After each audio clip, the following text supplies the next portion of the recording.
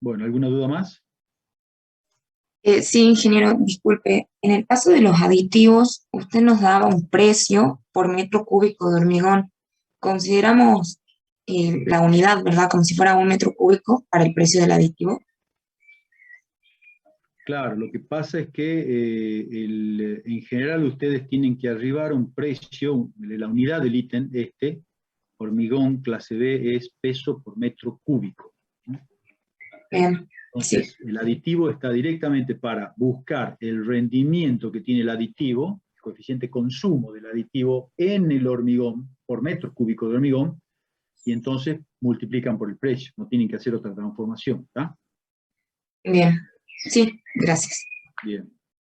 Entonces, fíjense siempre el coeficiente consumo, eso le está dando unidades de consumo respecto de unidades del ítem. ¿Está? Sí, muchas gracias. Bueno,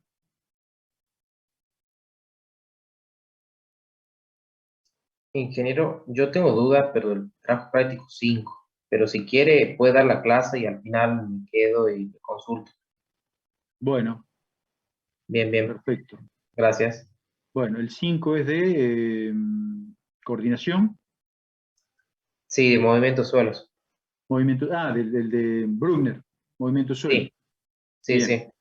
no hay problema. Bueno, empiezo entonces con lo que sería, les comparto pantalla, lo que sería, bueno, el tema que es drenaje superficial, ¿no? Este tema tiene que ver un poquito con, digamos, en un perfil transversal en una carretera. Ustedes recuerden que tenemos subrasante. La subrasante es el apoyo completo de todo lo que sería el paquete estructural, y el paquete estructural está compuesto por capas. Esas capas encontramos una subbase, una base y una carpeta de rodamiento. En el caso que sea un pavimento de hormigón, encontraríamos una subbase y el pavimento de hormigón.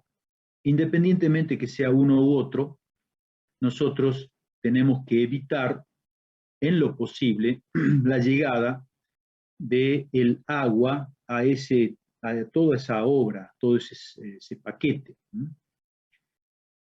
Si bien es cierto, las capas, tanto de terraplén como de las capas estructurales, cuando hablo de capas estructurales me refiero a base, subbase, se compactan a la densidad máxima de la humedad óptima, e incluso algunas capas un 105, un 107% más de esa densidad, ¿sí? Se compactan esas. Y como ustedes sabían, el ensayo Proctor, que es prácticamente como una curva, hay primero una rama creciente, luego pasamos a una rama decreciente, en ese paso de una rama creciente a una rama decreciente pasamos por lo que sería un máximo. Ese máximo nos da esa densidad máxima y la humedad óptima que me permite obtener esa densidad máxima. Con lo cual, si bien es cierto, no es un punto de máxima resistencia, es trabajar en esa situación, humedad óptima, pero sí es un punto en que el suelo tiene una densidad máxima, es decir, se vuelve lo más permeable posible. ¿Por qué? Porque todos sus espacios vacíos están llenos, todos los espacios que dejan las partículas más gruesas están llenas con las partículas más finas. ¿tá? Esto no quita que tengamos ingreso adicional de agua. Y al ingresar el agua nos puede primero producir hinchamiento en los suelos, luego debilitar, pérdida de valor soporte en el suelo. Con lo cual es muy importante poder contrarrestar, evitar todo ingreso de humedad, que es perjudicial a la estructura caminera. ¿sí? Nosotros tenemos que, podemos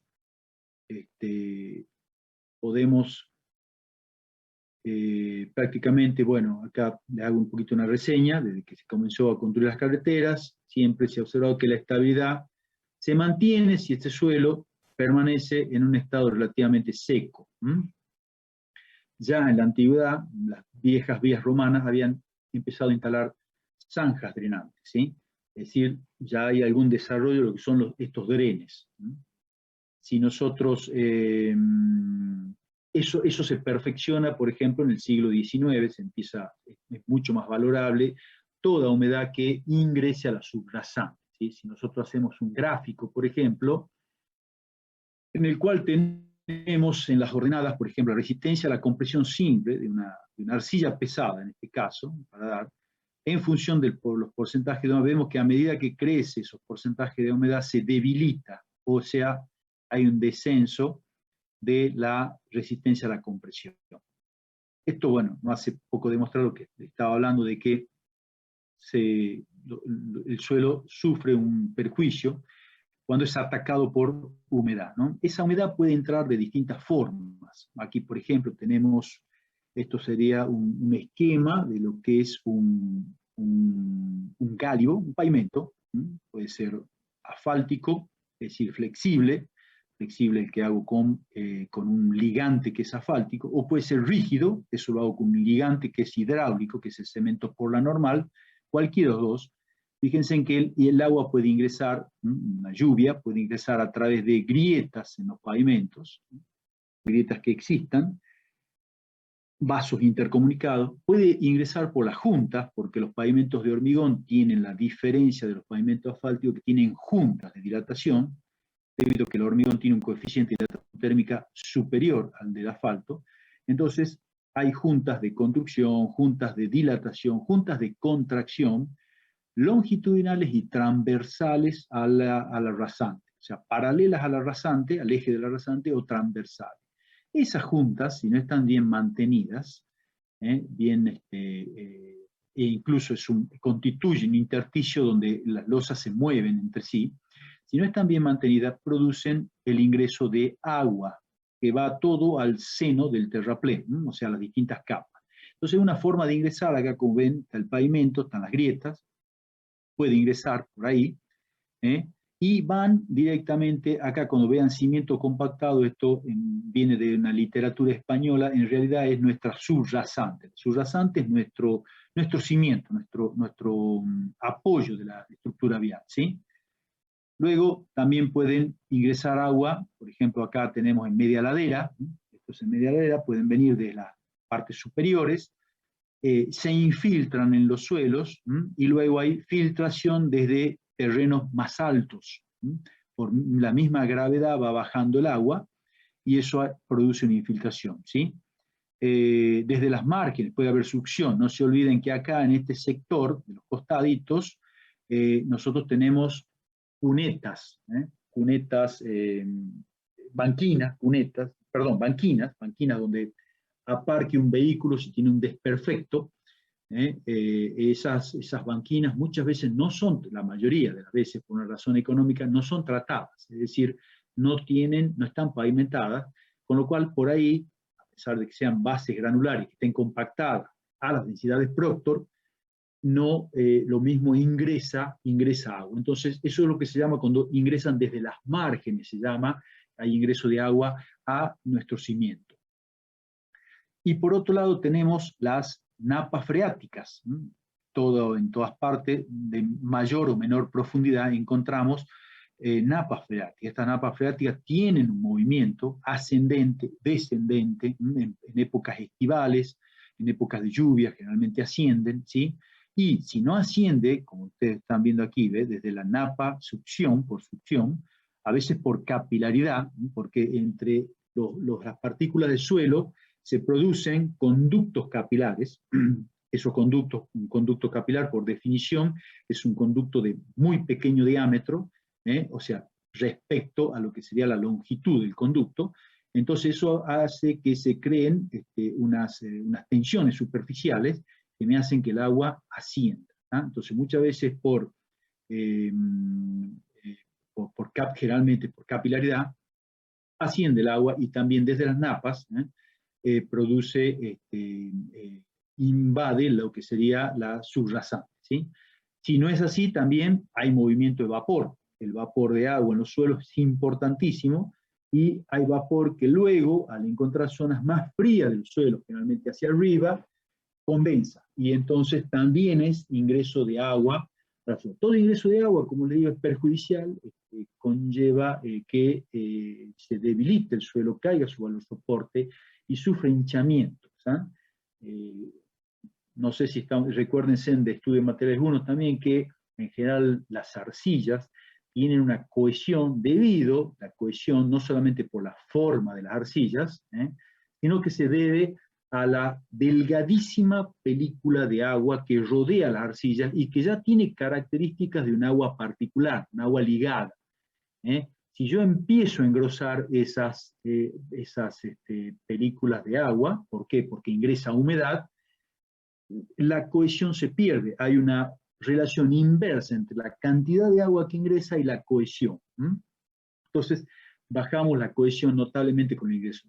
De todas las maneras posibles, el ingreso de agua perjudica a nuestra obra caminera, ¿sí?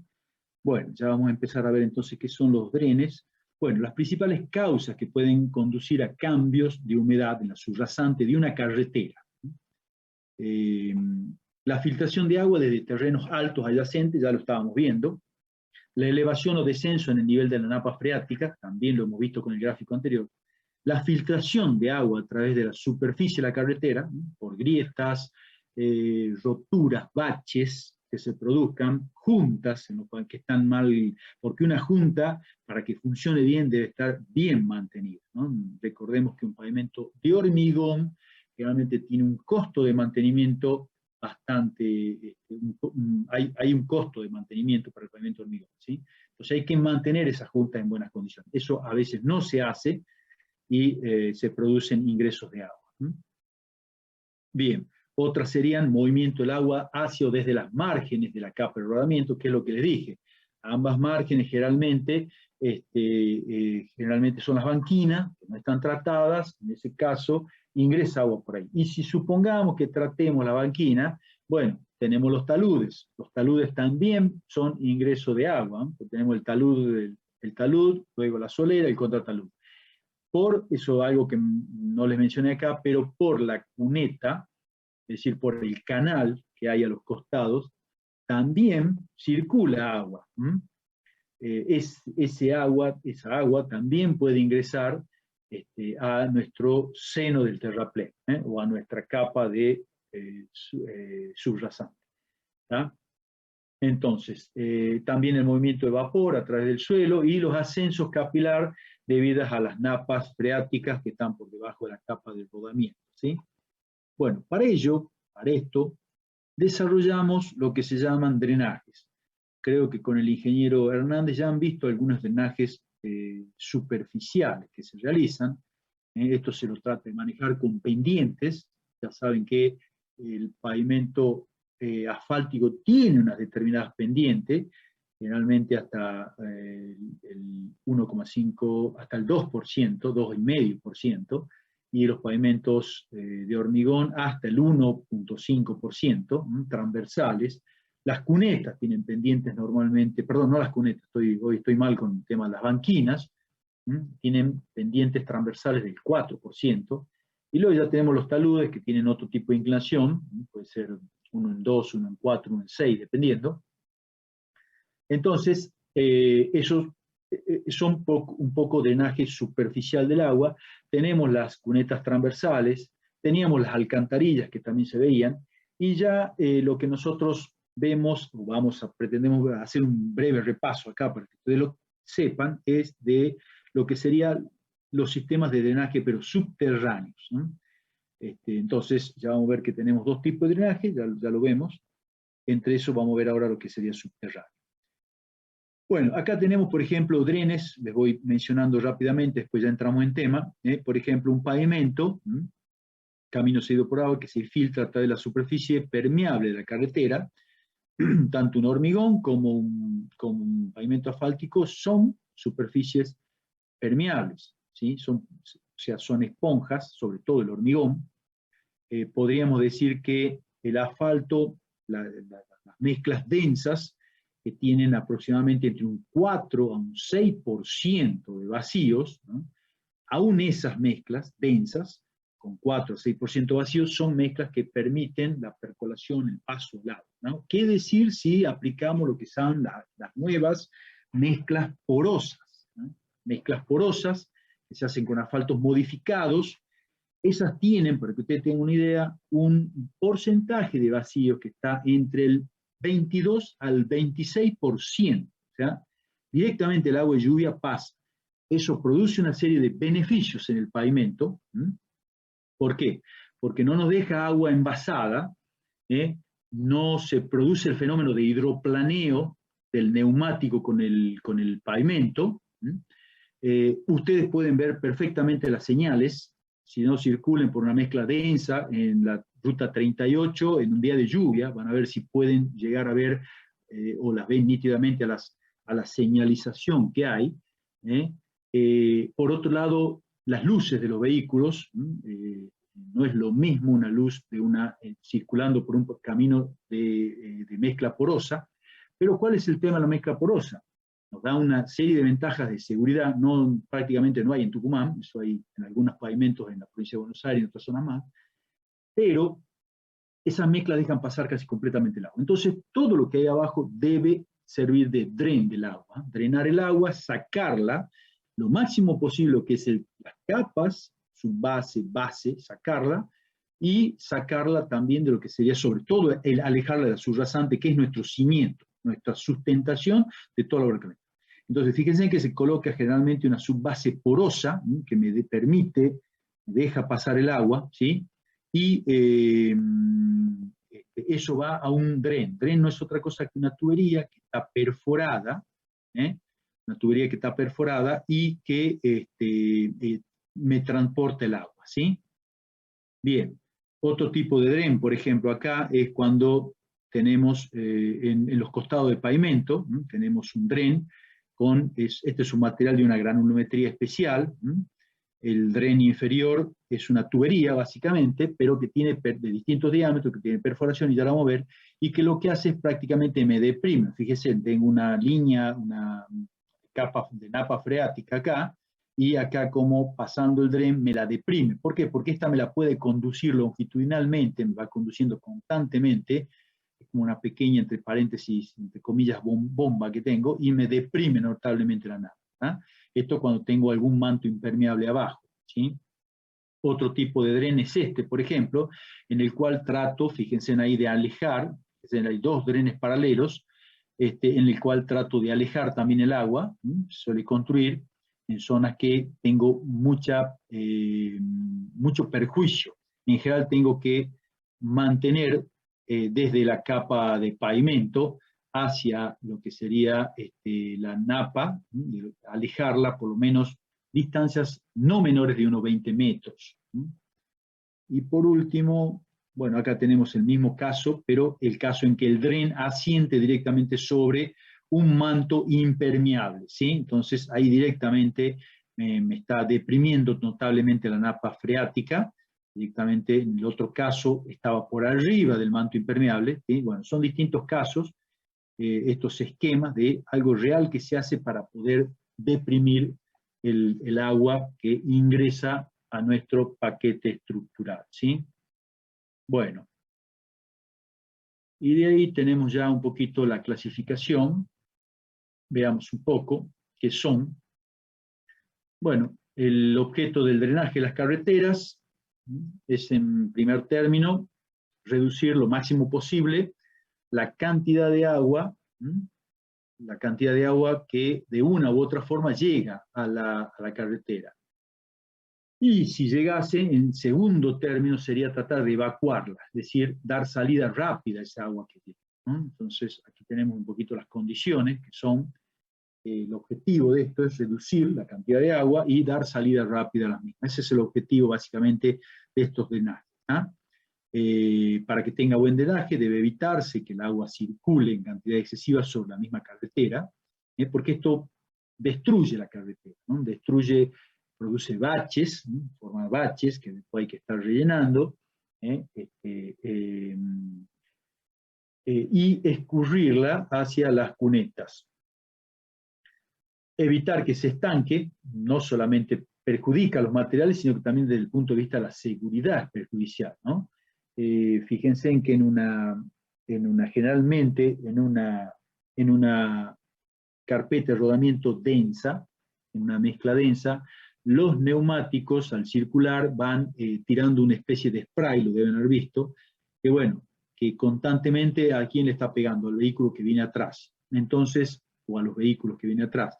Entonces, en un pavimento poroso en el cual se evacúa toda, o cuando tiene muy buenas pendientes, no posee depresiones, y se puede sacar lo más posible, perfectamente posible, el agua, ¿tá? Entonces se me evita eso, se me evita el hidroplaneo, se me evita una serie de cosas que perjudica el agua en la carretera, ¿tá? Además de, si ingresa al seno del terraplén, perjudicarme las propiedades de las bases, subbase y subrasantes, ¿tá? Eso hace que haya, si ingresan, pérdidas de estabilidad, es decir, hay una baja en el valor soporte, aumento del hinchamiento, todo perjudicial, y pueda, al perder esa capacidad portante, haya asentamientos perjudiciales, ya no asentamientos admisibles, sino perjudiciales, ¿sí? El asentamiento de la subrasante provoca inmediatamente asentamiento de todas las capas por arriba, incluido el paquete, la capa de rodamiento, ¿tá? Y son las que ustedes han visto en muchas partes, como especie de badenes que se producen en la misma carretera. Bien, este es un perfil transversal del camino, está compuesto, acá lo he hecho en una zona con un solo, que está compuesta por la carpeta de rodamiento, la base, subbase, luego lo que sería el terraplén, la subrasante, y luego lo que sería el terreno natural, que obviamente se extrajo todo lo que es suelo orgánico. Aquí estamos viendo las pendientes, 1,5 por ejemplo, 4% de la banquina, y luego los taludes, incluso fíjense en que tiene un 2% de pendiente, la misma solera, la cuneta. Entonces por esta zona, si cae el agua de lluvia, ¿cómo es atacado esto? Cae el agua de lluvia, un poco como la imagen que les mostré hace un rato, es rápidamente evacuado, circula por la cuneta y en algún momento tendrá que ir a algún conducto natural, ¿sí? Natural de agua, o ser pasado de una mano a la otra, transversalmente al camino, ¿con qué? Con una alcantarilla. La alcantarilla me permite pasar el agua de un costado al otro, por ejemplo, y derivarla, ¿sí? Entonces, acá tenemos básicamente cuáles son los ataques al agua. El agua que hay en cuneta, la que circula en cuneta, puede tener un nivel de circulación, eso es algo que ataca acá. Aquí no hay laderas laterales que también pueden producir el ataque al agua. El agua de lluvia, el agua de ascenso capilar, está ahí, ¿sí? Básicamente, ascenso capilar por ascenso de la napa freática, son los ataques que podemos tener de esas. Por lo tanto, es muy importante, sumamente importante, valorar, contrarrestar, evitar el ingreso de agua a nuestra estructura vial. ¿Qué es un sistema de drenaje? Básicamente es un dispositivo específico diseñado para recepcionar el agua, canalizarla y luego evacuarla, producir la evacuación del agua, ¿tá? Esa es la función de este dispositivo de drenaje, ¿sí? Bien, distinguimos distintos tipos de instalaciones encaminadas a cumplir con esos fines. Esas se pueden agrupar, por ejemplo, según el tipo de agua que se pretende alejar. Podemos, según el tipo de agua que queremos alejar, podemos tener un drenaje superficial o un drenaje subterráneo. Según la disposición de cómo esté, disposición geométrica de cómo esté el drenaje respecto al eje de la vía, el eje de la vía es la famosa rasante que ustedes siempre trazan, que se traza, respecto al eje de la vía, pueden ser drenajes longitudinales y drenajes transversales. Esos drenajes transversales, por ejemplo, ¿cuál es un drenaje superficial longitudinal? Bueno, la cuneta que está a los costados. Un drenaje transversal, por ejemplo, la alcantarilla, ¿sí? Que pasa de un lado a otro. y cuando queremos hacer caminos de ingreso a fincas, dentro que salgan de la misma, de la ruta principal, esos caminos que queremos hacer de ingreso a fincas, no se olviden que tienen que pasar sobre la cuneta longitudinal. ¿Cómo hacen? Bueno, se coloca una alcantarilla, que ya va a ser longitudinal al eje de la calzada, y sobre eso se circula. Esa alcantarilla lo único que va a hacer es que tenga continuidad la cuneta, el paso del agua sobre la cuneta, ¿sí? Bien. Veamos, clasificamos en función del tipo de agua que se pretende alejar en drenaje superficial, conjunto de obras destinadas a la recogida de las aguas pluviales o de deshielo. Normalmente recogen ese tipo de agua. Nosotros en nuestra provincia no tenemos tanto problema con el deshielo, salvo en la zona de Tafí del Valle, por ejemplo, pero, o en otras zonas de alta montaña, pero hay muchas provincias de la Patagonia que tienen mucho problema con el deshielo. Aguas pluviales, su canalización, su evacuación a los cauces naturales, como les decía hace un ratito, mediante sistemas de alcantarillado o a la capa freática del terreno, ¿sí? Entonces, esos son los drenajes superficiales, generalmente se manejan mucho con pendientes, transversales, longitudinales, ¿sí? Bueno, pueden ser colectores, que son las cunetas, recogen el agua y la llevan hasta las evacuadoras, evacuadores, que son las alcantarillas, badenes, desagües transversales, todo eso constituye el drenaje superficial, a pesar de que una alcantarilla está enterrada, la alcantarilla va enterrada, va abajo el nivel del suelo, pero son meros evacuadores de las aguas superficiales, ¿tá? Los badenes, los desagües transversales, bien. Un camino debe contar con un sistema de drenaje, no debe modificar sustancialmente el descubrimiento primitivo, es decir, en todo momento tratamos de que nuestro drenaje superficial no esté en contraposición de lo que sería un drenaje natural, no vaya en contra de lo que sería un drenaje natural. Nosotros podemos ver por observación visual, que cómo se conducen las aguas en un día de lluvia, y eso es todo una conducción natural. El drenaje de una obra caminera trata de respetar lo máximo posible esa conducción natural que se produce. Bien, acá tenemos, por ejemplo, una depresión, las distintas curvas de nivel, ¿sí? Y acá tenemos dos afluentes, digamos, de un canal, de un río, o de un arroyo, que pasa, en este caso, transversalmente al eje del camino, ¿sí? Este es un ejemplo que ya le han dado, pero bueno, aquí vemos, por ejemplo, cómo colectamos las aguas, en este caso, y naturalmente las tratamos de hacer pasar, esto mediante una alcantarilla, por debajo del nivel de la rasante, ¿sí? Tratamos de que en este caso este cruce sería transversal al eje del camino, ¿sí? Bien. El drenaje subterráneo, que es un poquito lo que vamos a ver, su misión es impedir el acceso del agua a las capas superficiales de la carretera.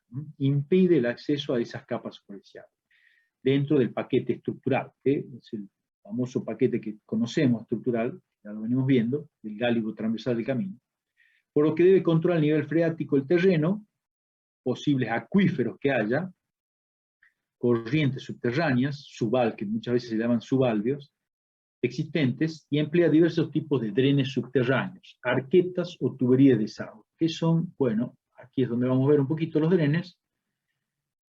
Esto es lo que le decía, todo esto que está acá, por arriba de la subrasante, es lo que se llama paquete estructural, o es la superestructura, y todo lo que está por abajo de la subrasante es lo que se llama la subestructura. Las superestructuras son capas preparadas especialmente, ¿tá? Y dan estructura como su nombre lo indica, ¿tá? Y el sustento de esa estructura es la subrasante, por eso es la importancia. Bueno, aquí tenemos lo que serían arquetas, bocas de registro, para que vamos tomando contacto con eso. Básicamente son bocas en la cual el agua no solamente sirven para hacer los cambios de conducción de agua, sino que también para hacer eventuales destranques, van cada determinada distancia, pequeño depósito utilizado para recibir, enlazar, distribuir canalizaciones o conductos subterráneos, estar enterradas, tiene una tapa en la parte superior para poder registrarlas, limpiar su interior de impurezas. O sea, esto sirve para limpieza, para hacer cambio de distribución en la canalización, etc. Tenemos algunas más, por ejemplo acá, tenemos distintas arquetas, o normalmente yo las conozco más como bocas de registro, ¿sí? Y sí deben estar bien balizadas, debemos saber dónde están. Las tuberías de desagüe son tuberías de conductos, conducen agua, en el caso fluvial, o bien para los drenes, que ya lo vamos a ver, que son perforadas, ¿sí? Aquí tenemos otras tuberías, conducciones, y acá están los que serían los drenes, o zanjas drenantes, que ya vamos a ver, que generalmente consisten en un filtro, con distintas granulometrías, acá tenemos una sola tipo de piedra acomodada, y luego hay una cañería, de distintos diámetros, que generalmente está perforada, entonces eso hace que el agua ingrese a la cañería, todo el agua, todo es como un filtro que va, incluso me va evitando que ingrese a la cañería un material, por ejemplo, fino, y luego es conducida y sacada hacia donde donde el proyecto destine que se saque el agua. Aquí tenemos otros casos, fíjense, acá están perforadas las distintas, tienen perforaciones, ¿sí? Y bueno, este es otro ejemplo de una zanja drenante o drenaje. Bien. Vamos a clasificarlo según la disposición geométrica de la obra. En primer lugar, disposición geométrica de la obra. Bueno, drenaje longitudinal canaliza las aguas caídas sobre la plataforma y los taludes de la explanación en forma paralela a la calzada, la restituyéndola a sus cauces naturales. Se emplean elementos como las cunetas, colectores, sumideros, arquetas, bajantes, etc.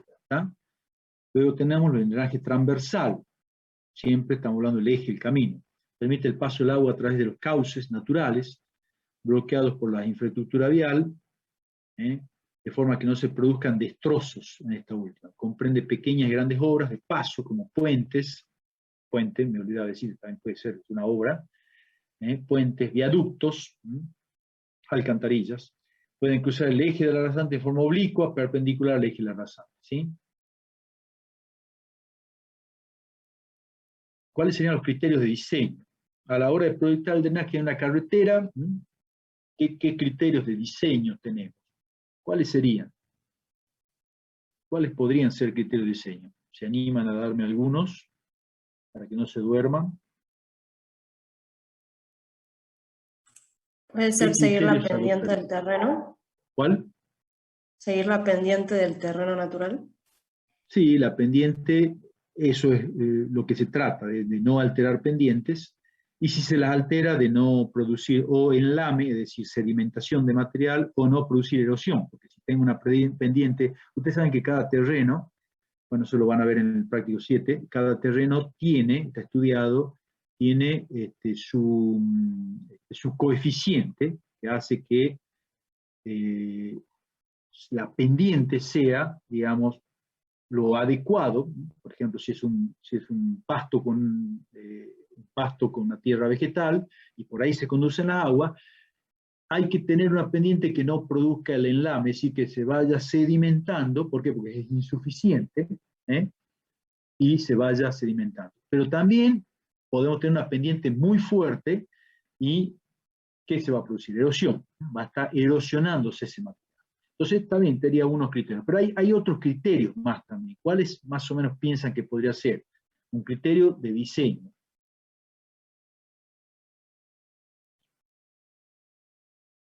En ese caso lo que usted dijo es más o menos la topografía, ¿sí? Sería toda la topografía del lugar.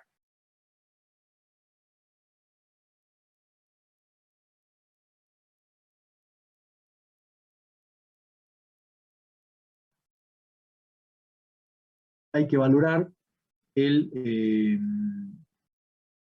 factores geotécnicos. Lo que usted dijo más o menos es la topografía, la parte hidrológica, está bien, y factores geotécnicos. ¿Qué tipo de suelo tengo? ¿Qué permeabilidad tengo los suelos? Más permeables, menos impermeables. Es decir, esos son los factores geotécnicos, e incluso qué análisis tengo de un perfil edafológico del suelo. Los estudios de suelo, ¿sí? factores hidrológicos, entonces, a tener en cuenta. Ahí influye pendiente, topografía, las distintas cuencas que aportan hacia ese drenaje, o ese ingreso de agua, y factores geotécnicos. El suelo puede tener una cuenca muy importante, pero puede también un suelo sumamente permeable. Entonces, prácticamente todo el agua que aporta se va perdiendo ahí y no llega a la superestructura, a la carretera. ¿Tá? Bueno, estos serían los diseños de los criterios para el diseño de drenaje. ¿Sí? Factores hidrológicos, ¿no? Hacen referencia al área de la cuenca, ¿tá? Recesión, aporte de aguas superficiales que afecta directamente a la carretera, así como la presencia de nivel caudal de las aguas subterráneas que pueden infiltrarse en las capas inferiores del paquete estructural. Y los factores geotécnicos son la naturaleza, características de los suelos, eso es también importante, si están revestidos de vegetación o no, condicionan la factibilidad con la que el agua puede llegar a la vía desde el punto de origen, que se produce, así como la posibilidad de que ocasione corrimientos o una erosión excesiva del terreno. Las propiedades consideradas son aquellas que afectan su permeabilidad, homogeneidad, estratificación, compacidad, el grado de cómo está compactado naturalmente un suelo, influye también la existencia de vegetación.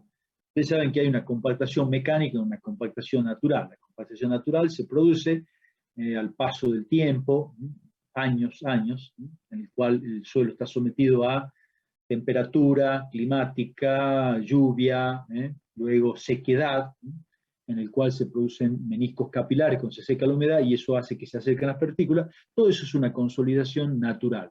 Y después tenemos la consolidación mecánica, que se produce con equipos de compactación. Bueno, acá, obviamente, al analizar suelos naturales, estamos hablando de la consolidación, compactación natural que se produce en el suelo, ¿sí? Lo que sería la densidad natural del suelo. Bueno, una vez verificados estos factores, se procede al diseño de la red de drenaje que deberá cumplir con algunos de estos objetivos. Bien, 1. Evacuar de manera lo más eficaz posible, lo más rápidamente posible, el agua caída sobre la superficie de rodadura y los taludes laterales contiguos a ella, evitando la inundación de los tramos más deprimidos de la vía. O sea, evacuar el agua lo más eficazmente posible. 2. Alejar del paquete estructural el agua freática, o sea, es el agua de la napa freática, que se produce por el ascenso, así como los posibles acuíferos. Puede ser que no tengamos una napa, pero sí tengamos un acuífero, o la napa está mucho más abajo, empleando para el sistema de drenaje profundo. Sistemas de drenaje profundo, subterráneos. ¿Sí? Luego, prestar especial atención a los caudales naturales, tales como los barrancos, ramplas, disponiendo obras de arte que no disminuyan su sección crítica para periodos de retorno razonables. Todo el agua que podía ingresar por terrenos más altos, bien, barrancos. También debemos tratar de no añadir peligro a la seguridad del conductor. Si vamos a construir una alcantarilla que conspira contra el peligro, bueno, eso debemos evitar. Si vamos a hacer un piletón muy cercano al eje del camino, una laguna, por ejemplo, de aquietamiento, hay que tener cuidado si está muy cercano al eje del camino porque bueno, se circulan a velocidades directrices altas generalmente y cualquier accidente van a parar a esa laguna, ¿sí? O van a parar, o si hacemos alcantarillas muy cercanas a los taludes, entonces también conspira con la seguridad. Lo otro son las pendientes de los taludes. Tratar de hacer taludes suaves, generalmente talud suave es 1 en 6, por ejemplo, ¿tá? Redondear las aristas, que no sean en punta, que me permitan que una rueda muerda eso y salga. Bueno, todo sería desde el punto de vista de la seguridad del conductor.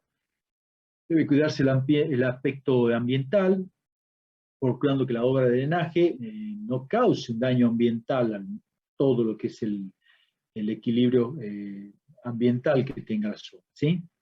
Bien, todos los anteriores puntos, bueno, obviamente, como todo, los anteriores puntos van a estar supeditados ¿a quién? A la parte económica, ¿sí? A la economía de la obra. Bueno, la economía, ¿cómo está? ¿Qué se debe tener en cuenta para la economía? Las condiciones son el costo inicial de construcción, cuánto me va a costar implementar ese sistema de drenaje, y luego los costos de reparación y mantenimiento de la infraestructura. ¿Cuánto me cuesta mantener la infraestructura de ese drenaje a lo largo de la vida útil de la carretera, ¿sí? Bien, veamos un poquito entonces los drenajes subterráneos, ya entrando esto, ya nos falta mucho. Tienen como principal misión controlar y limitar la humedad de la capa de rodamiento, así como de las diversas capas que integran el paquete estructural de un camino para ayudar a cumplir la siguiente función: interceptar, desviar corrientes subterráneas antes de que lleguen al lecho del camino. Toda corriente subterránea que tenga, interceptarla y desviarla. Esa es la función de un dren subterráneo. En caso de que el nivel freático sea alto, debe mantenerse a una distancia considerable respecto al paquete estructural. Generalmente distancias superiores a 1,20 del paquete estructural. O sea, si tenemos una napa muy cercana, habrá que deprimir la napa, bajar la napa. Bien, sanear las capas del paquete estructural evacuando el agua que pudiera infiltrarse. ¿Cuáles son los elementos del drenaje? Elementos del drenaje subterráneo. Bueno, las recomendaciones para el proyecto y construcción del drenaje subterráneo obra de carretera establecen que el proyecto deba definirse con el mayor nivel de detalle posible. ¿Sí? Nosotros generalmente tenemos planos de detalles en los cuales está perfectamente estudiado el tipo de drenaje subterráneo que vamos a hacer, al detalle. También justifican la elección, hay que justificar la elección de ese tipo de drenaje. Bueno, vamos a definir una serie de criterios básicos relativos a los elementos de drenaje subterráneo de más frecuente utilización en obra de carretera. Algunos de ellos son específicos de este tipo de trabajo, mientras que otros son de uso más general. Bien, vamos a ver algunos aspectos. Las zanjas drenantes. Yo voy a mencionar algunos, no todos, y con esto ya vamos a terminar.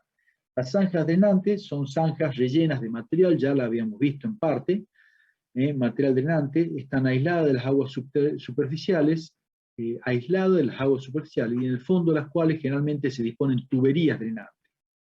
Las zanjas drenantes se proyectan para proteger las capas del paquete estructural y la explanada de la infiltración horizontal.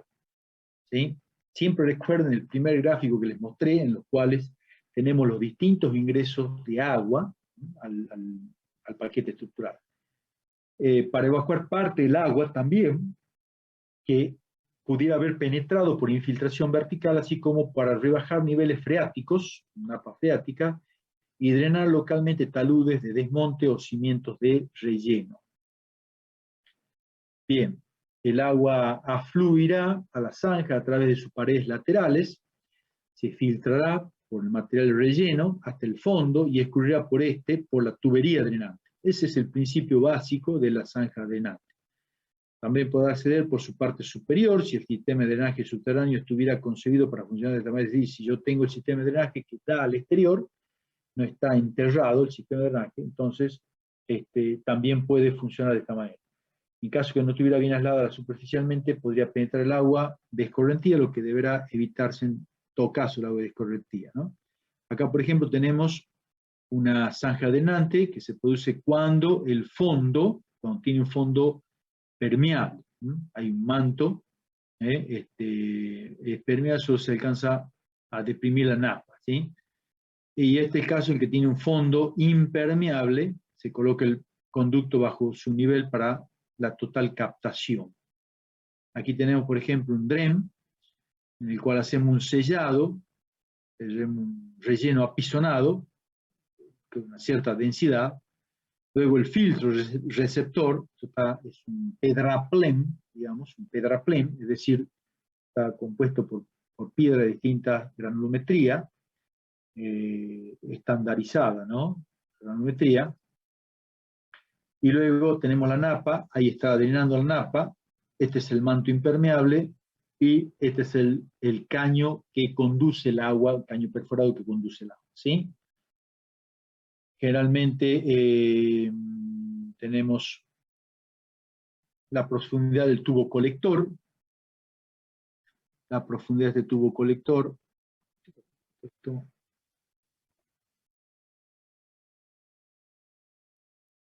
la La profundidad del tubo colector está entre 80 a 1,40, la distancia entre dos tubos, 6 metros para terreno arcilloso. Bueno, son una serie de recomendaciones, 15 a 20 metros para suelos medianamente permeables, ¿no? Obviamente cuando mucho más cerca los tubos para terreno arcilloso.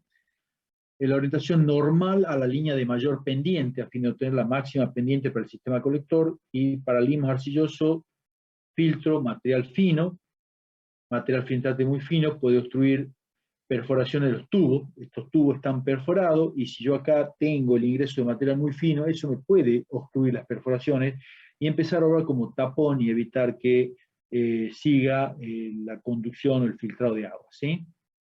Bien. El material filtrante se dispone en dos capas, la capa gruesa abajo del tubo, la fina arriba para filtrar solo el limo arcilloso. El sistema filtrante tiene un equivalente de arena menor a 75. Bueno, el ensayo de equivalente de arena, eso lo han visto en estudio, es un ensayo en el cual nos permite determinar cuánto es la cantidad de arena, porque la presencia de arena en los suelos es buena porque me da estructura, ¿ah? Pero tengo que respetar un cierto equivalente de arena, ¿sí? Bien, acá tenemos una granulometría tipo, porque debo respetar una granulometría. De hecho, fíjense en que tengo curvas límites para los distintos tamices, para en la clase A, tipo 1, tipo A, tipo B, clase 2, tengo distintas granulometrías a cumplir por el material que va a filtrar ahí, el material que se emplea para filtro. Todo DREN no está establecido, todas estas características granulométricas, primero, al efecto que se me obstruye el DREN por el pasaje de material fino. Segundo, para que si no se me obstruyen los drenes, pero se me obstruye, no se me obstruyen los filtros, pero se me obstruyen las perforaciones que tienen los tubos, ¿sí? Bueno, las perforaciones guardan un cierto ángulo respecto del eje, están ahí las medidas. Los filtros son agregado petrolimpio, protege la zanja del llenado, sellado superior, proteger la zanja durante el llenado, y sellado superior con arcillo, material asfáltico. Es un dren que está sellado superiormente. Los tubos pueden ser de hormigón o de capa. El diámetro puede estar entre 10 centímetros, una cosa chica, hasta un conducto de dren de 60 centímetros. Las perforaciones entre 4,3 y 9,5 milímetros, estamos hablando casi 1 centímetro de perforación, hasta 4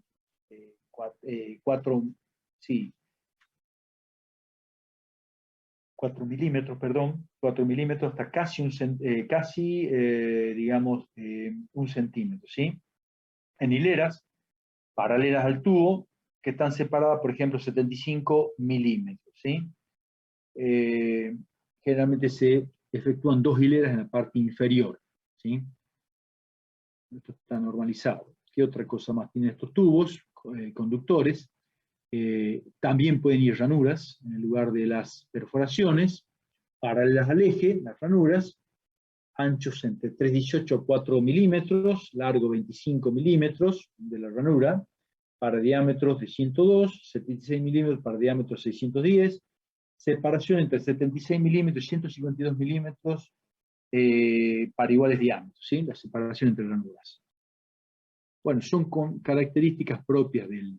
Aquí tenemos la cantidad de hileras o mínimas de perforaciones, por ejemplo, para un caño de 102 milímetros, 2 perforaciones, H milímetro 46, L 58, ¿sí?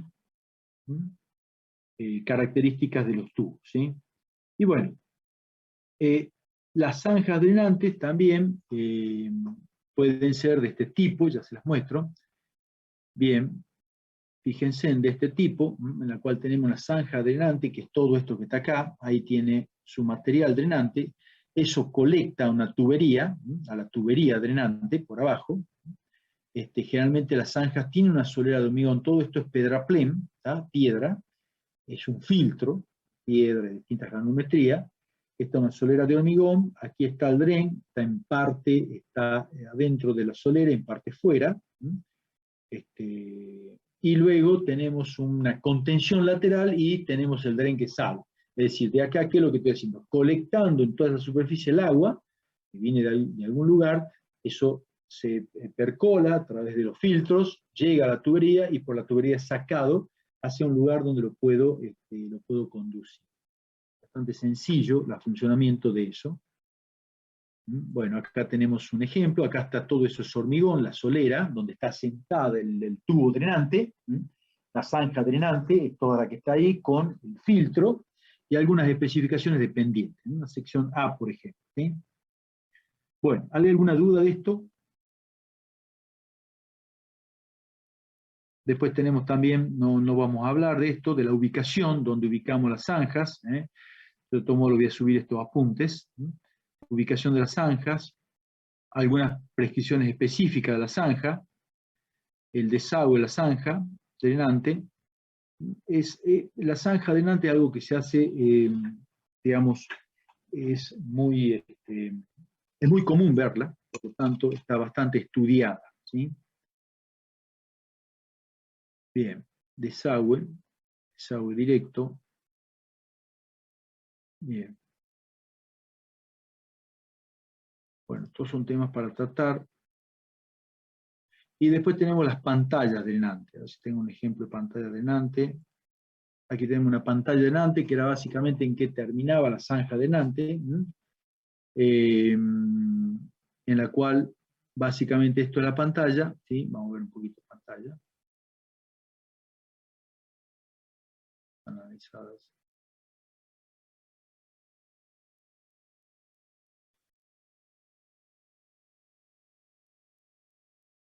Bien.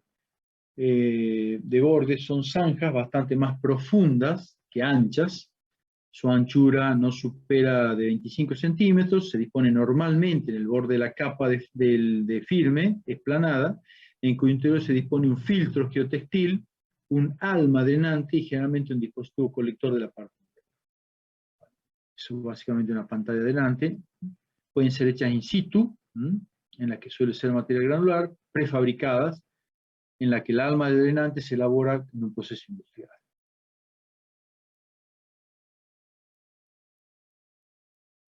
Bien, después tenemos los filtros, las tuberías drenantes que ya hemos visto, los colectores, que son tuberías encerradas conectadas a las arquetas o pozos de registro. Hemos visto arquetas, hemos visto los pozos de registro. Se recogen las aguas provenientes de los elementos de drenaje.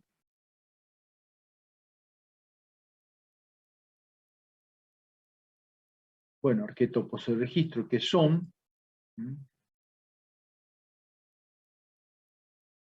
láminas impermeables. Para aislar las aguas ciertas zonas de los rellenos o terrenos naturales podrá emplearse en general láminas sintéticas impermeables. En el proyecto se definirán las características físicas, químicas y mecánicas de dichas láminas, las precisiones que deberán observarse durante su transporte, las condiciones de durabilidad, exposición, recepción, almacenamiento y su modo de colocación, especificar los requisitos que han de cumplir las uniones, solapes, resguardo de su borde. Realmente son capas de ciertos micrómetros,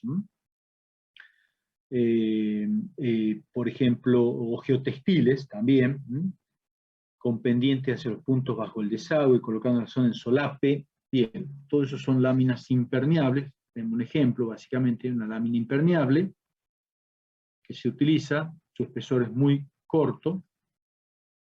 Bueno, los mantos drenantes, esto es un manto drenante, combinación de un manto drenante con drenes en espina, por ejemplo. Esta es una zona, un manto drenante, una zona donde tengo un material, armo, un material poroso, un material que permita la percolación del inserto, generalmente un pedraplén, piedra, y luego eso obra mucho como la zanja drenante que habían visto hace un rato, y luego eso sale por una tubería o zanja drenante secundaria, luego va a la principal, y así sucesivamente, ¿no? Generalmente en espina de pez, generalmente como espina de pez se trabaja, y esta es la combinación de un manto drenante con drenes de espina.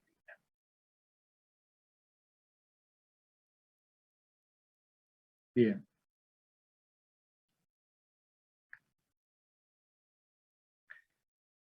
El tacón drenante, y ejemplo de una zona drenante, que generalmente se adosa al talud del relleno, un tacón drenante, y que base soporte con el terreno natural. Tengo por acá tacones drenantes.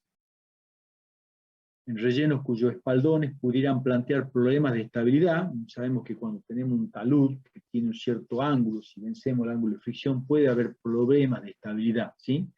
El ángulo de fricción interna del suelo.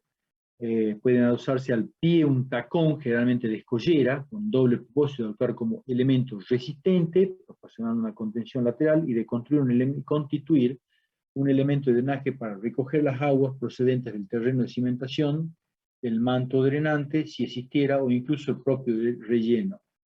¿Sí? Esos son los tacones, tacón drenante, otro dispositivo.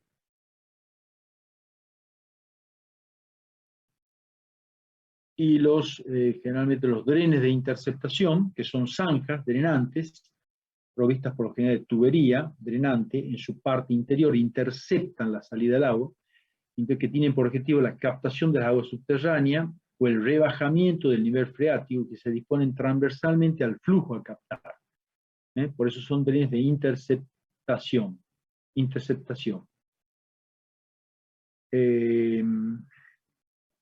Por ejemplo, acá tenemos uno. Tenemos generalmente el terreno natural, está la calzada, y acá un dren longitudinal de interceptación. Acá cae el agua, digamos, agua arriba, agua abajo, y drenes en aquellas zonas que se prevean flujos de agua. Esto se constituye, luego se arma el terraplén y por ahí pasa. ¿Sí? Bueno. Y bueno, no sé si tienen alguna duda.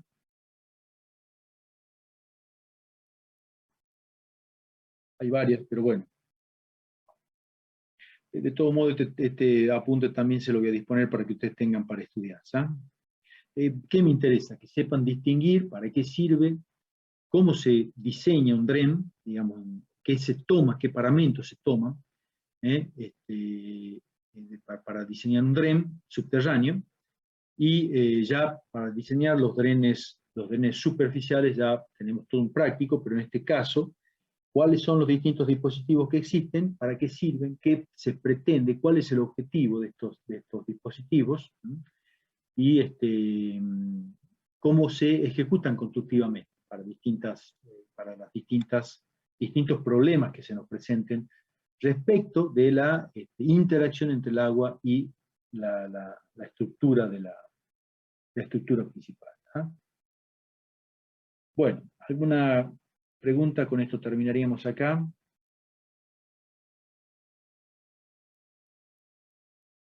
¿Alguna pregunta? ¿Algo que me quieran hacer? Bueno, que quede pendiente, podemos hacer de los otros trabajos prácticos. Con esto estaría terminado lo que es drenes. Ya con el ingeniero Hernández vieron lo que son los drenes superficiales, y aquí ahora estaríamos ya terminando lo que es los drenes subterráneos. ¿Sí? ¿Habría alguna duda? Por favor, para que Ingeniero, la... la parte, Sí. yo busqué la parte de Brunner, eso no subió.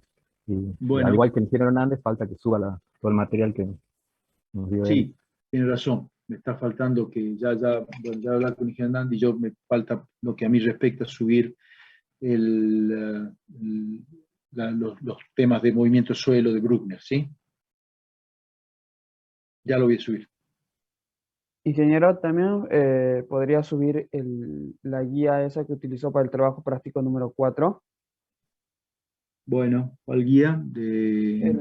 con la que dio la clase, para Bien, que explicó el TP.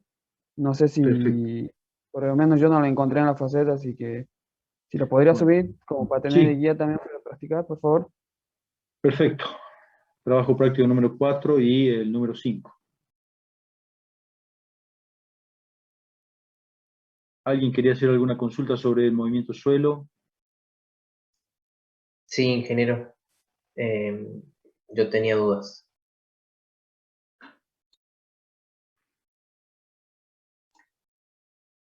Em, si me puede dar Habilitar para para compartir compartir. pantalla. Bueno, sí, ya está.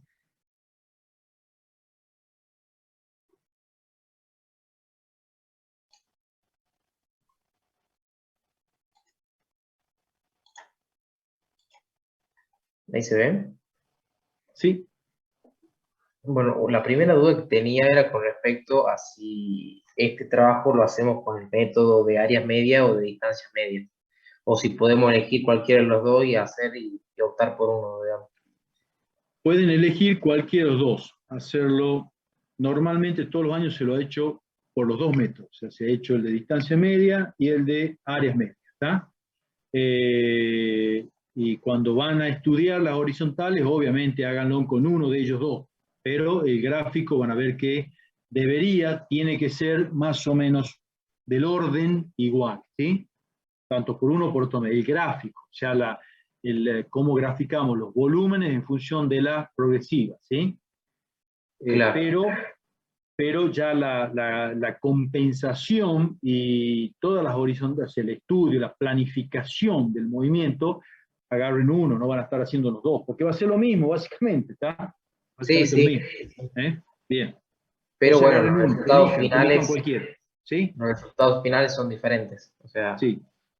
bien, perfecto.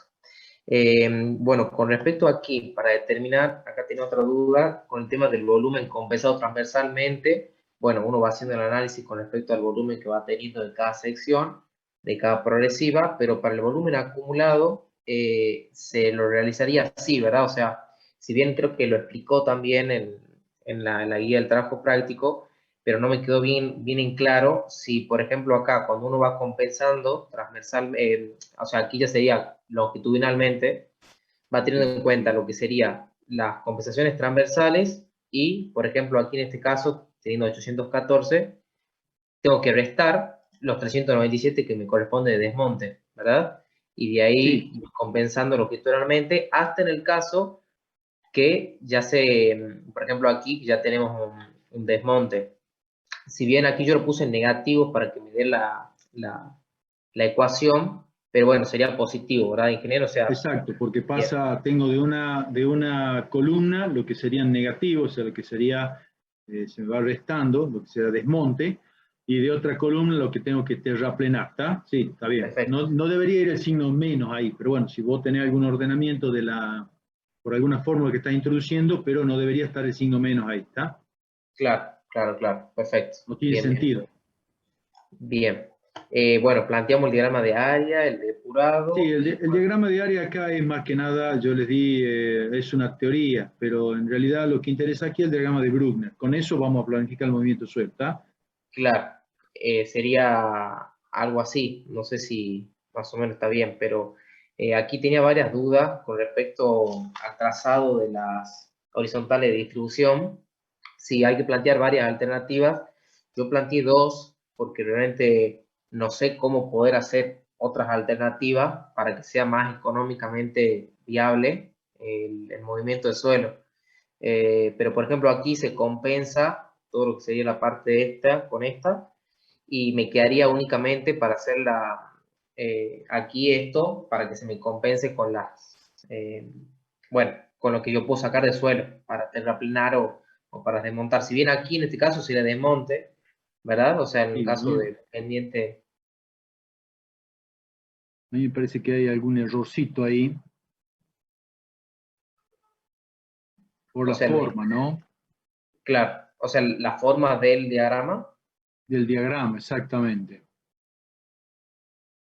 Espera que quiero buscarlo, porque ya tanto no me acuerdo. No sé si lo tengo hecho.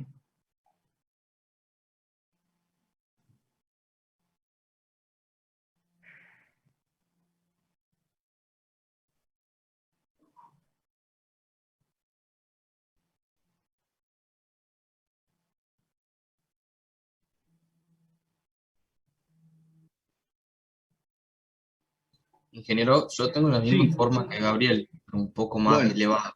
puede ser, no, me estoy buscando, no lo hice todavía el ejemplo, ¿está? Pero bueno, está bien. bueno, entonces aquí, ingeniero, me quedaría para hacer desmonte y no tengo que compensar con lo que serían los lugares aptos para préstamo, porque Sí. desmonte. No, si es desmonte, vos tenés que, no te interesa el desmonte, porque Al desmonte vos lo vas, al suelo lo mandás a un depósito, ¿sí? Lo mandás a un depósito, entonces no te estaría interesando el suelo ese, pues va a un depósito cualquiera que encontrás cercano.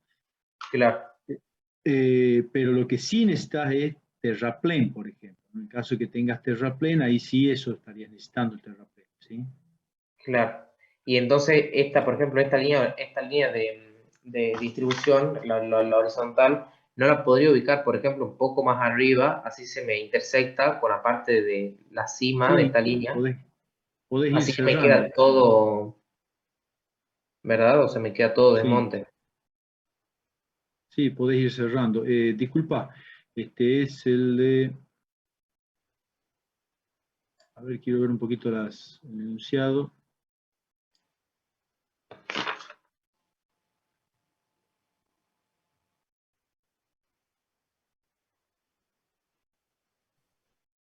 $382 y $420 es las primeras áreas en la progresiva que le di, ¿no? La progresiva Sí. 0. Sí, sí.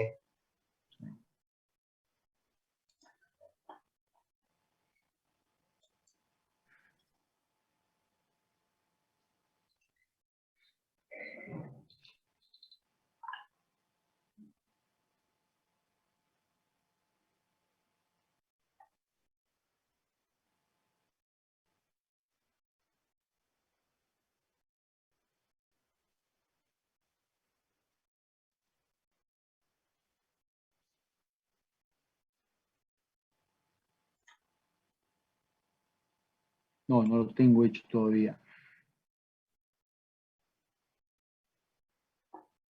Me pasan, serían las primeras áreas 039. Estás 382 y 420. 082, 420. Aguantame un segundito.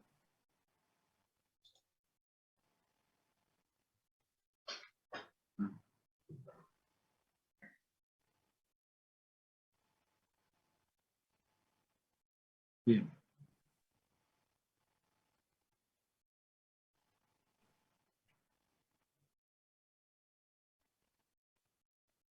Aguanta que voy a ver tu compartida. ¿Me la podés poner a tu planilla?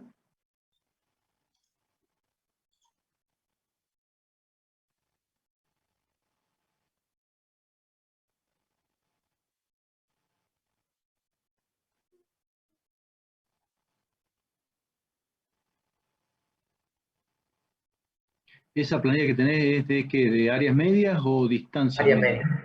Áreas medias. Bien. Vos tenés. Y tenés 1,10, puse yo el coeficiente, ¿no? Y 1,15, ¿sí? Sí, hasta la progresiva 2400 es 110. Sí, hasta las 2400. Bien. Claro, a partir de las 2000, en realidad llegaríamos a los 2350 y ya salta a 2500. Bueno, Sí. quiero ver tu planilla porque no la...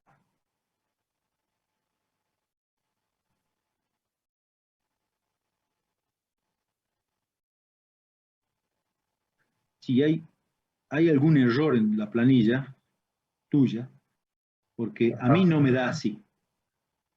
Es decir, me parece que el error debe ser... A ver, espera un poquito que la revise, ¿está? Déjame que la Bien. vea porque es medio larga.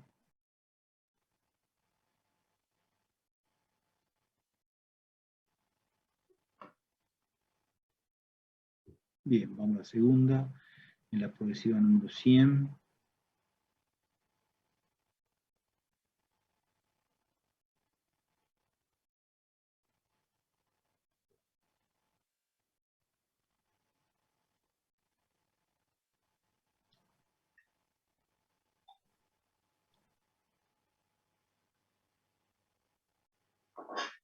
En la progresiva 100, ¿cómo sacás el área, la primera área? Espera un poquito, ya la veo. 300 del valor 306. No. Está mal. Fíjate, Bien. ¿Cuál sería el el error? área es 382 más 342, ¿no? Dividido 2. Se ha tomado Divide un 2 área, por la distancia en 100. claro, y la distancia que tenés ahí, eso me da otro valor a mí, nada que ver con el tuyo. 3,65 me da ahí, y en desmonte 2,99. Y ahí, a ver qué has tomado mal. Claro, aquí entonces sería así. Claro, o sea, me salteaste una fila, digamos, ¿está? Me Claro, salteaste una fila ahí, ¿está? Ahí está. claro. Fíjate. Lo, Ese lo cero está que, bien. La segunda es que tenés que tomar 3,82 más 3,46 dividido 2. perfecto. ¿Mm? Es con la que le predece, digamos, o sea, sería Claro, la claro, distancia exactamente. Y 100. lo mismo en el desmonte, ¿no? Hiciste mal en el desmonte. La Perfecto. distancia, a ver, déjame que controle la distancia. Sí, la distancia está bien tomada. A ver, partiste bien. Sí, la distancia está bien tomada. 120, 60. 80 la correspondiente a progresiva 300, la distancia entre Sí, progresivas, sí, ¿no? Sí, bueno, está bien. Eso está bien. Estás tomando mal las áreas. Estás saltando, en realidad lo que estás haciendo, estás salteando de fila. No comenzaste a la primera fila, ¿está? ¿Eh? bien, bien, Ahí te bien, va a bien. salir totalmente diferente lo que tenés en ese diagrama. Ya tengo que corregir esto también y Sí, ahí ya se seguro corrige, te me modifica quedo. todo, prácticamente, se modifica todo, ¿está? Claro, claro, claro. Bueno, para todo el Y grupo que me está escuchando, no todos los demás están escuchando, también, ¿no? Apliquen. y con respecto entonces, ingeniero, a lo que serían los lugares de apto para préstamo, Sí, para, si bien aquí yo tracé los rectángulos, pero no les di las proporciones para poder trazarlo en el eje vertical y ahí ver si se compensan y trazar la línea de cierre. bien, bien, bien. En primer lugar, a ver, te explico un poquito ese tema. Les explico, estoy hablando como, pero es para todos, por favor. Es importantísimo esto porque es para todos. Ubica primero las progresivas, ¿sí? Las progresivas de los préstamos, a donde te dan los préstamos. Esos Sí, préstamos conviene alejarlos de ahí, se alejan de la rasante, no los mezcles, alejalos a una distancia que no interesa acá a cualquiera, sacalos un poquito del Bruckner, bajalos un bien. poco del Bruckner. Yo creo que se los puse, ya les muestro yo ya les hago un ejemplo. A ver, ¿Quiere que espérense. deje de compartir? Sí, déjame compartir y les voy a mostrar yo cómo se hace. Que básicamente le expliqué el otro día, pero para que lo encuentre el apunte.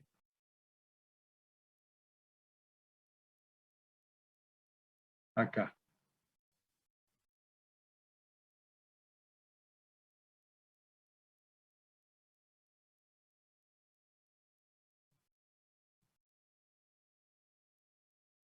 No, este no es.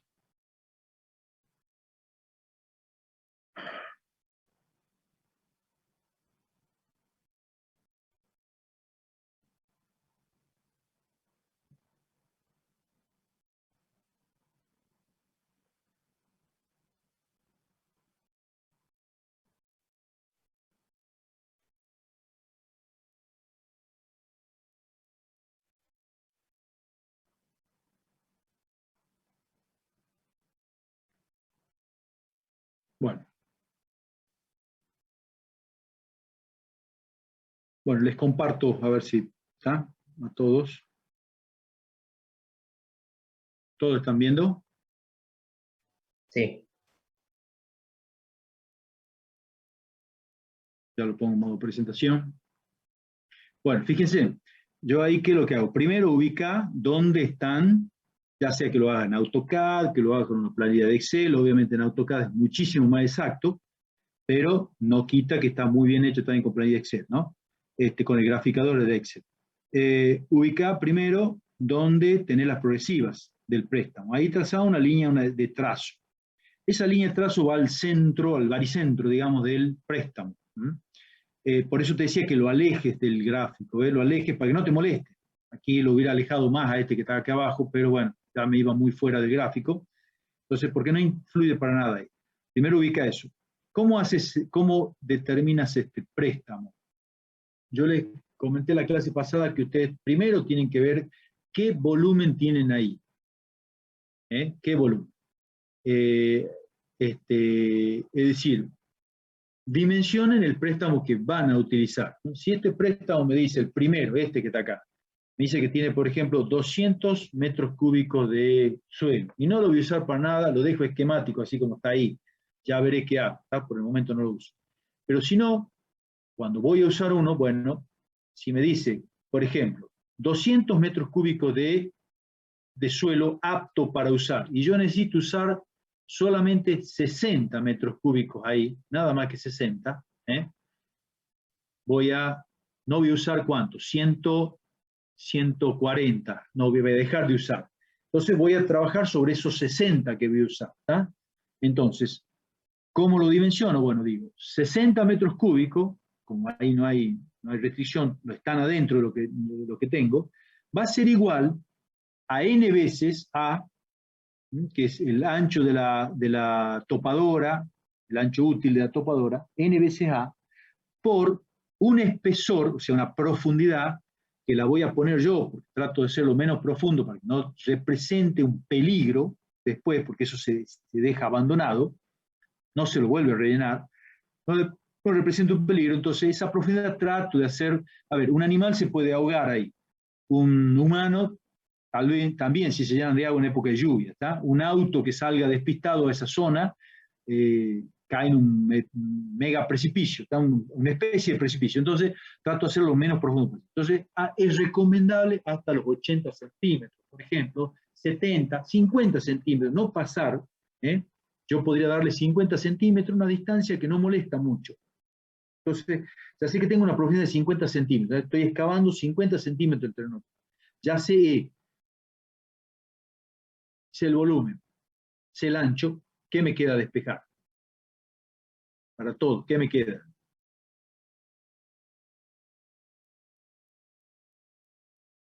¿Alguien me puede responder? El N, o sea... Ahí está, ¿tá? Este es un préstamo. Tengo el ancho del equipo, ancho útil, Z, la profundidad, L, la longitud. Y yo tengo n veces AC. ¿Por qué? Porque puedo hacerla entrar a la máquina 2 veces, una a la par de la otra. 2 veces el ancho de la máquina. O una vez nada más, bueno, un por uno. Tengo el espesor Z. Tengo el volumen que necesito ahí de suelo, que voy a necesitar en el Brugner, sacar. ¿Qué calculo? El L. Despejo el L, como está acá. L va a ser igual al volumen, que lo voy a conocer porque es lo que yo necesito compensar en el Brugner, el volumen de terraplén que necesito, dividido en n veces el ancho del equipo, de la topadora, de lo que use para mover el suelo ahí, por Z, el espesor que voy a tratar de que sea, no sobrepase los 50 centímetros. ¿Sí? Entonces 0,50. El ancho es 4,99, creo que les di, no me acuerdo, 4,95 en el práctico, no me acuerdo el valor, el ancho útil. Y n, que es el número de veces que, una vez, si la máquina va a entrar una sola vez, con el ancho solo de la máquina, es 1, entonces despejo L, y puedo calcular la longitud del préstamo. Esa longitud sí, como no se olviden que el diagrama de Brugner no deja de ser un diagrama bidimensional, progresivas en función de volúmenes. Entonces, con eso, sí me voy, fíjense, al diagrama de Brugner. ¿Tá? Y ahí grafico, a partir de esta línea de trazo y punto que está acá, que es la que me marca la progresiva, grafico L sobre 2 para la derecha y L sobre 2 para la izquierda. Vale decir que esta longitud que está acá es L sobre 2 y L sobre 2. ¿Sí? ¿Lo estamos entendiendo o no a eso? Dígame si no lo entienden. Sí, sí. Bien. Bien. Entonces, lo primero que hago es ubico este punto, cualquiera, esta distancia que está desde acá al eje de las progresivas no me interesa, es meramente acá esquemática. Hay una distancia, ¿no? En la realidad hay una distancia porque esto es lo que estoy desde el eje a cuánto estoy del préstamo, ¿sí? Pero acá en el gráfico la puedo de forma que no me moleste al diagrama. Entonces, coloco L sobre 2 y L sobre 2 y ya tengo dimensionado a lo largo el préstamo, que es lo que me interesa, ¿sí? El ancho no me interesa para nada, es totalmente esquemático, como para que lo visualice, un rectangulito, como para que visualice que ahí está el préstamo, ¿sí? Bueno, trazo las horizontales de distribución, qué sé yo, eso hay todo un criterio para trazarla, eso es lo que ustedes tienen que ir opinando y van consultando, y luego, quiero mostrarles por acá, trazo estas líneas, a ver, tengo uno mejor acá, fíjense, trazo estas dos líneas acá, estas dos líneas, aquí tengo los préstamos, estas dos líneas, una va a cortar a la horizontal de distribución superior y otra a la que está abajo, ¿sí? Y esta línea de cierre acá me delimita la cámara que me va a compensar el volumen de terraplén que tengo que buscar. En este caso, fíjense, yo tenía una horizontal de distribución acá, fíjense acá está verde que está acá, ¿lo ven bien el gráfico este? Voy a ampliar, ahí, ¿lo ven bien? Sí. Bueno, tengo una horizontal de distribución acá, quiere decir que de acá a acá están compensados completamente los volúmenes. No necesito usar ninguno de estos préstamos que están acá, ¿sí? Es decir, de la progresiva 0 a la progresiva 2100, un poquito más, no necesito compensar absolutamente nada. Luego tengo otra horizontal de distribución, que es esta que está aquí, esta verde, que en realidad no es una horizontal de distribución esta, les explico por qué. Esta verde que está aquí no es horizontal de distribución. La siguiente horizontal de distribución es esta que está aquí arriba, que hago una línea de cierre. Entonces tendría dos horizontales de distribución. Si me permiten, le voy a poner... Oh, perdón. Discúlpenme.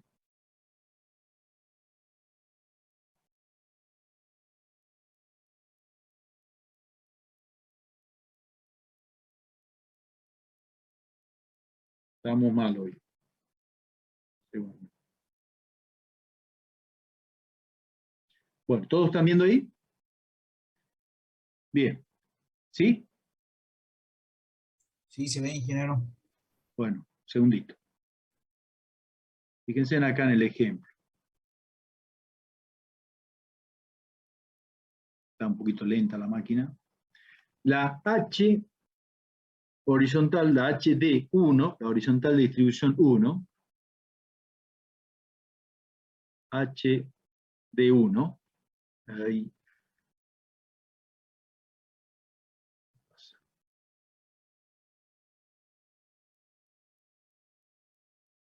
La horizontal de distribución HD1 es esta que está aquí.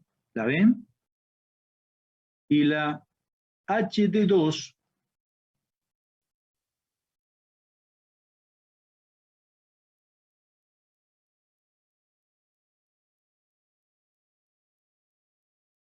es esta que está aquí. Esas son las dos horizontales de distribución. Ahora bien, entre esta horizontal de distribución y esta me quedó un volumen, que es este volumen que está acá, este volumen que está acá.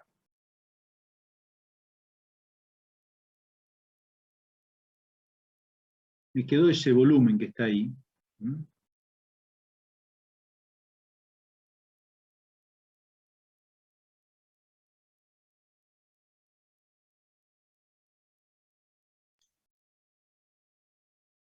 Ingeniero, ¿y por qué no sería una horizontal de distribución la que va del 2400 Bueno, puede ser, pero, a ver, puede ser, pero podría plantearlo con dos horizontales de distribución, ¿está? Si no, podría tener una tercera horizontal de distribución.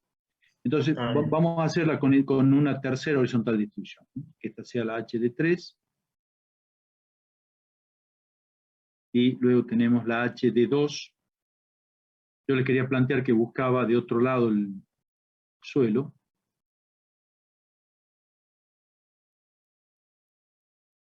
Esta que está aquí es HD2. Quería hacer otro ejemplo. Bueno, entonces yo tengo que al principio, entre la horizontal de distribución HD1 y HD2, tengo este volumen a buscar, ¿sí?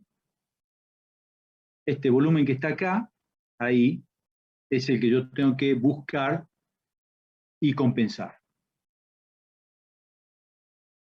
¿Dónde lo busco? En el préstamo más cercano que puedo hacer. Bueno, este que está acá, entonces trazo, ubico el préstamo, este volumen que está acá, tengo que ver si está, lo tengo dentro del préstamo. Si me dice que el préstamo es sin restricción, evidentemente lo tengo.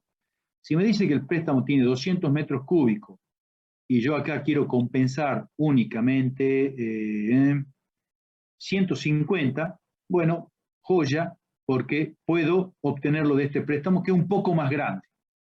Ahora, si este préstamo no es suficiente, me tengo que ir a buscar a otro lado, ¿sí? El remanente que queda. Agoto este y me voy a buscar a otro lado. En este caso, aparentemente, este préstamo me puede compensar todo este volumen de terraplén que no tengo dónde sacarlo, si no lo puedo compensar. Entonces, mido la longitud L sobre 2 a ambos costados, trazo esta línea, intercepto la horizontal de distribución H2, luego con esta la horizontal de distribución H de 1, hago una línea y cierro. Y esta nueva cámara que me quedó acá, primero que me compensa totalmente el terraplén, es una tercera cámara que tengo ahí. Ya tengo 1, 2, 3, 4, la quinta cámara. Pero ahora me está faltando entre la horizontal de distribución H de 3 y la H de 2. ¿A dónde busco este volumen que está acá?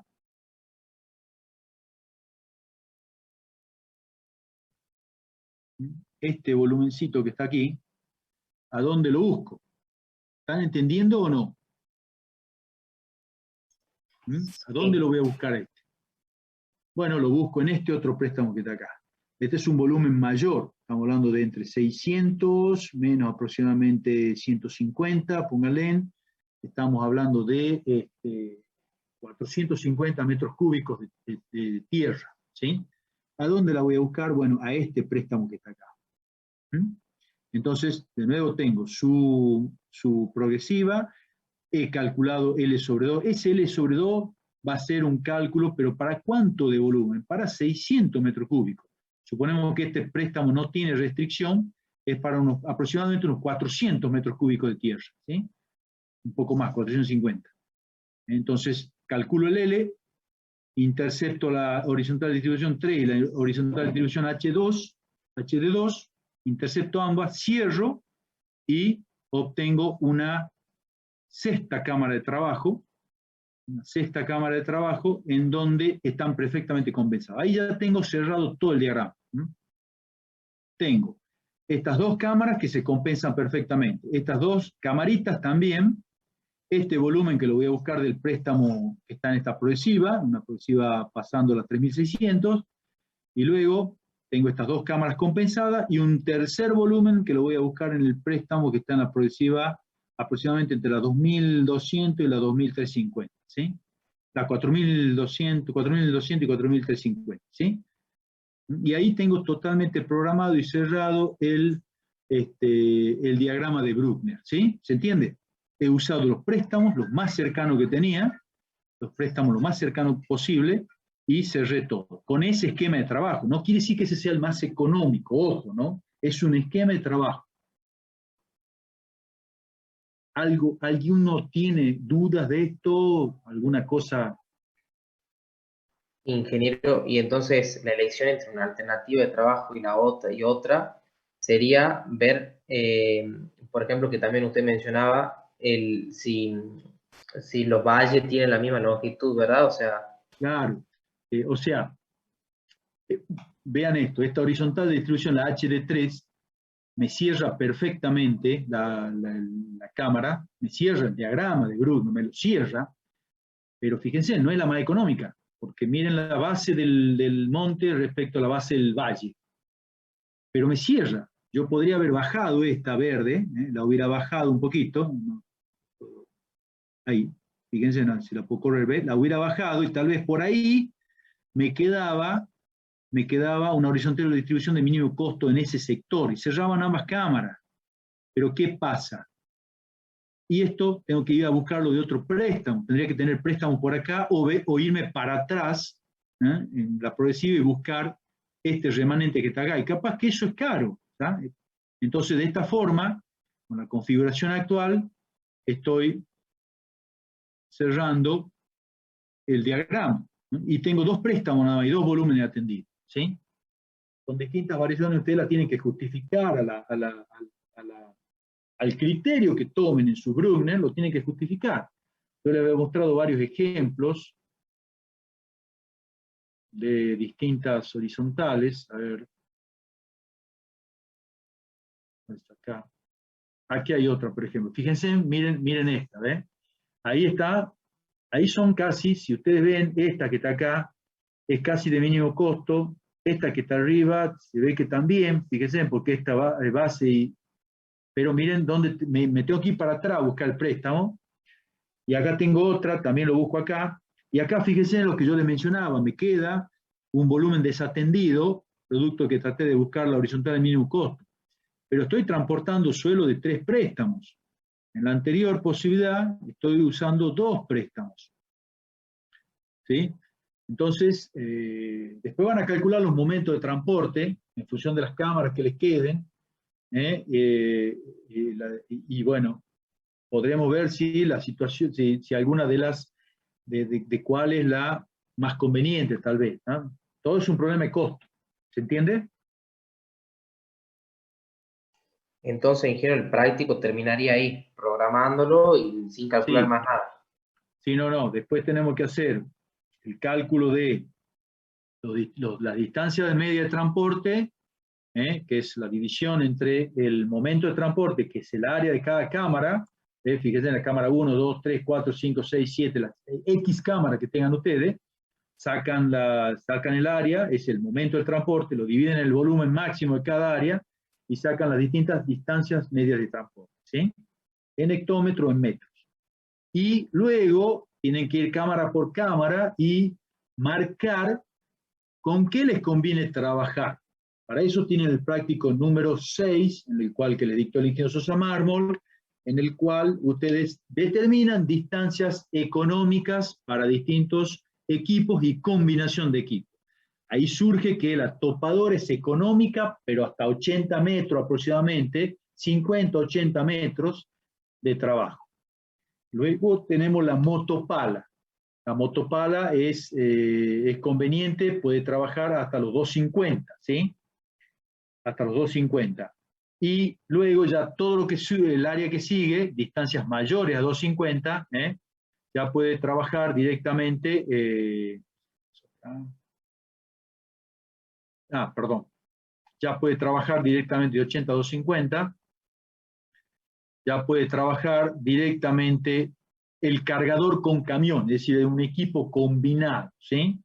Bueno, acá cuando trabaja la motopala también podemos combinarla con un tractor, empujando, porque la motopala en terrenos muy duros no necesita una fuerza adicional que la hace el tractor, ¿sí?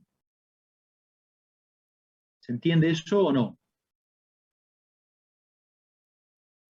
De esa forma usted va a decir, bueno, mirá, entre esta progresiva y esta progresiva, cuando marquen acá, te conviene en esta cámara, en este diagrama, trabajar con topadora. De esta progresiva a esta progresiva te va a convenir trabajar con motopala. Y de esta progresiva a esta progresiva, todo el trabajo lo va a tener que hacer de este volumen, obviamente, con un cargador frontal más un camión, ¿sí? Eso es lo que ustedes tienen que determinar, ¿no? Por ejemplo, acá, fíjense, he ido determinando, ¿ve? En diagrama, en el ejemplo que yo le di, qué voy a atender con una topadora, qué voy a atender con una motopala y qué voy a atender con un camión más cargador frontal, ¿sí? ¿Les queda claro esto?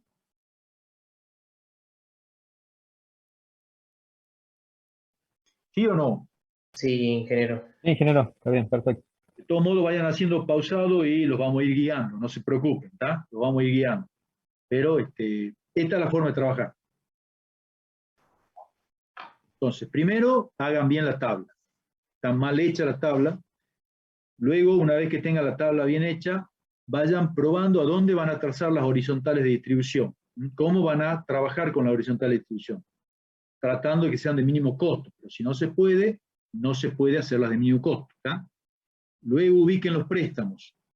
Y una vez que tengan ubicados los préstamos, vamos viendo a dónde vamos a sacar el terreno que necesitamos de terraplén. Por el desmonte no se preocupen, los tiramos en cualquier lugar, es decir, los tiramos en un depósito, pero no es un problema. El problema es cuando necesitamos aportar suelo de terraplén, y eso sí lo tenemos que buscar de un préstamo. Ese préstamo tiene que tener, ese suelo de préstamo tiene que cumplir con las especificaciones técnicas y tiene que cumplir con las características que necesitamos para aportarlo como terraplén, ¿sí? Entonces, eso es ya un movimiento de suelo que tenemos que hacer, importante, ¿sí?